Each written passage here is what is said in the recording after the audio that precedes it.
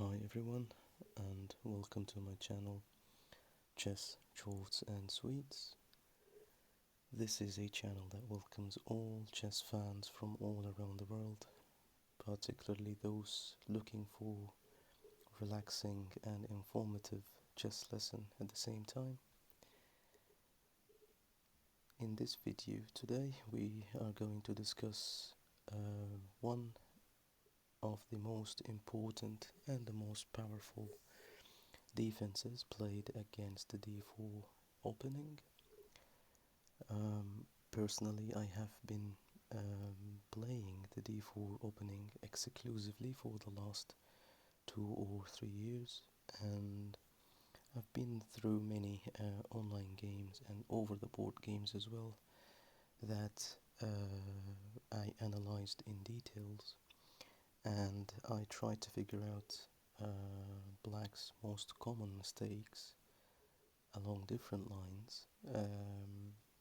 So I wanted to share this with you and show you some tips and tricks in how to punish the black players for the most common mistakes that will they commit along this particular line we're going to discuss today. So I wish you a beautiful time watching this video, and for any suggestions I'm very happy to receive them in the comments below. So now let's start with our favorite opening, of course, which is the d4. So white plays d4, black respond with the d5 and c4 and then c6, and here black is declaring the Slav Defence formation, and this is actually one of the most important defenses that you should get familiar with if you play the d4 opening. So in this position both players will seek just developing the minor pieces, so white will go knight f3, black followed by knight f6, knight c3, and here black player has got different options to do. They can go e6, they can play d takes c5, or perhaps they can develop their bishop along that diagonal and then get the knight out. But in today's particular video we are going to discuss the second most common move played by black players, which is bishop f5. Well, it might sound like a logical move for black players because they are getting and developing one of the minor pieces out. However, they've left this pawn on the b7 square undefended for the moment, and this is gonna be our main target and our main plan here, to try and weaken all these light squares and take advantage of that to launch a very aggressive and a very powerful attack against the black player along the queen side. And to do that we will start first by playing c takes d5, and black's most common response to that will be c takes back on d5, and here we play the powerful move queen b3. This move, actually, if you can see here, the queen is threatening directly the pawn on b7, and at the same time exerting more pressure here on the black pawn on d5. So here the most common response for black player is to respond by playing b6, and that might sound actually a logic move for black. However, that's a major mistake, and that's the first mistake we're going to discuss today, and I'll show you some tricks on how to take advantage of that. So after black plays b6, white goes straight away and play e4. And why? Because we want to exhaust this light square bishop for black and actually prevent it from doing its main role here, which is defending and looking after all the light squares, as you can see. So that's gonna be our target for the moment, and by playing e4 we are threatening the bishop on the f5 square, and black most commonly will respond by d takes e4, and then after black plays this, we are going to have knight e5, where the knight enjoys this beautiful outpost here on the e5 square. Here we are threatening a checkmate in one move, and of course black has to respond to this. So most commonly they will respond by playing e6. However, the second most common mistake black will play is to play bishop e6 instead.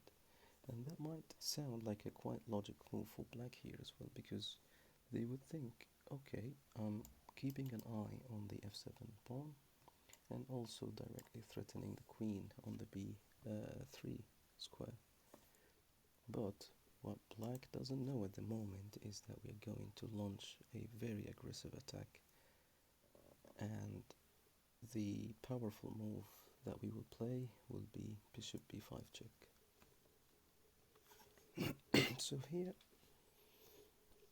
the black player has to respond and evade this check, especially the black king here has got no many options left. So the best move for black here is to cover with this knight on the f square, bring it to the d7 square. And here we carry on exerting more pressure and exhausting black's light square bishop and go straight d5, forcing the bishop to move to another square. And after that we are going to get our last piece that is undeveloped for the moment, and we are actually going to set a trap for the black player by playing bishop g5. Here we are really enticing the black player to play f6, and that is gonna be a massive mistake the black player would commit, because they think they are winning free material by forking both the knight and the bishop. However, what we are planning to do is completely ignore that threat and go straight d6. Again, we are bringing back the threat of a checkmate in one move on the f7 square. Most commonly, black will take one of the attackers on the f7, which is the knight on the e5 square, and they still think that they have won free material. However, we are going to crush black plan and play this powerful move here, knight d5. This is actually a very powerful move because we're threatening a check on the c7 square. And if you could think here, black is actually very limited of options. Why is that? Because any move black will play here, they will actually lose the game. Let's see. If black decided by playing knight a6, which is the best move according to the engine, we would simply take on e7, threatening both the queen and the bishop. Black takes with the bishop, and then we take back with our bishop, and here the queen has to only move on the c8 square. After getting the queen on the c8 square, we go again take a knight for free. Why do I say it for free? Because if black decided to take with the queen, we've got this powerful move where we are actually forking three pieces of the black's army, including the queen, right there. So let's see another option for black. Instead of playing knight a6, black may decide to go king f7. And here also it's not a good move for black, because after that we will go straight knight c7 check, revealing a check from this queen here and forking the rook at the same time. If black decided to go on a different square, let's say g6, instead of going and hunt this rook, we will play another beautiful move. Yes, queen g3. And here we are threatening a reveal check on black's king and winning a queen after that.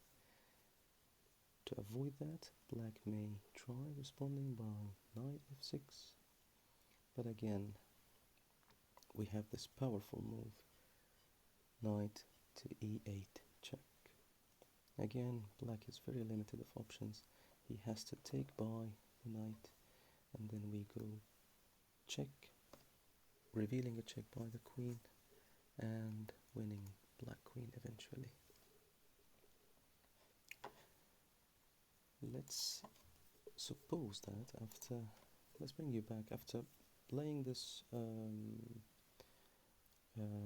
powerful move we decided to play, which was the knight e5, and let's suppose black blocked by playing e6.